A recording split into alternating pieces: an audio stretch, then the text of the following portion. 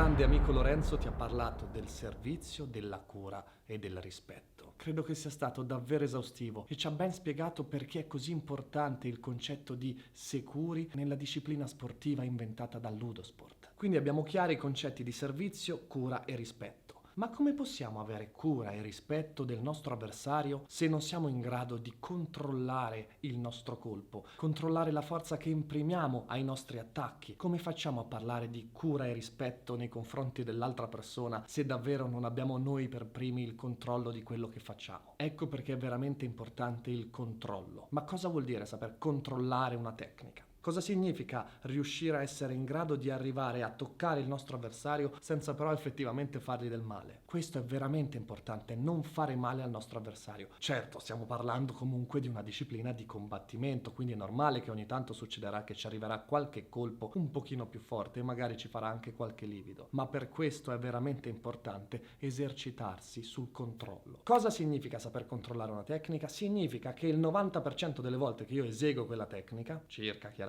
la eseguirò nel modo corretto, cioè saprò portare in combattimento una tecnica esattamente come l'ho studiata nella teoria, quindi la sua forma sarà pulita. La pulizia della forma non è funzionale soltanto a evitare che il nostro avversario si faccia male e quindi avere cura del suo corpo e cura della sua persona. È utile anche da un punto di vista più prettamente egoistico, se vogliamo. Una pulizia tecnica e una chiarezza di movimenti, per come li abbiamo studiati, sono molto più efficaci di movimenti anche veloci ma grossolani, e questa è una cosa veramente importante soprattutto all'inizio della nostra formazione, perché ti verrà spontaneo, una volta che hai capito qual è la dinamica di esecuzione di una tecnica, velocizzare i movimenti per sentirti più efficace. Ecco, è una cosa che ti sconsiglio di fare, sempre andare piano, fluido ma lento e fluido, per arrivare poi un giorno a essere fluido e veloce. Se tu arrivi a essere fluido e veloce e avere un buon controllo, puoi essere veramente un avversario micidiale per chiunque ti incontri. Per riassumere, il controllo significa essere in grado di portare una tecnica nella forma corretta, come l'abbiamo studiata nella teoria. Se mi rendo conto che non so ancora controllare un movimento e non lo so soprattutto eseguire in maniera corretta, eviterò di portarlo in combattimento. Uno, perché rischio di interiorizzare un movimento sbagliato. Due, perché rischio di fare male al nostro avversario. E poi diciamocelo, è importante controllare, perché chi non controlla in combattimento sta sicuramente un po' meno simpatico. Nel senso che se io ho paura di affrontarti perché so che tu sei una persona che non è in grado davvero di controllare, avrò un certo timore.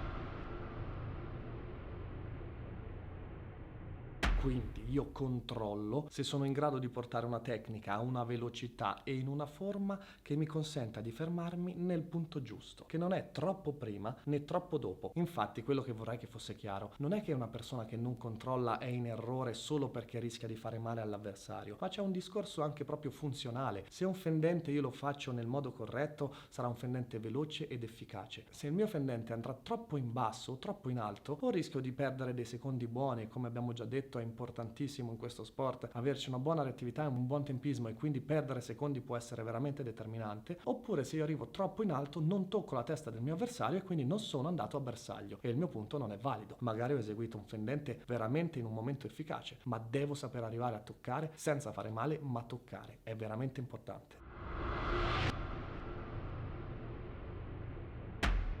Con questa accortezza si chiude il nostro discorso sul controllo. Ci vediamo alla prossima lezione.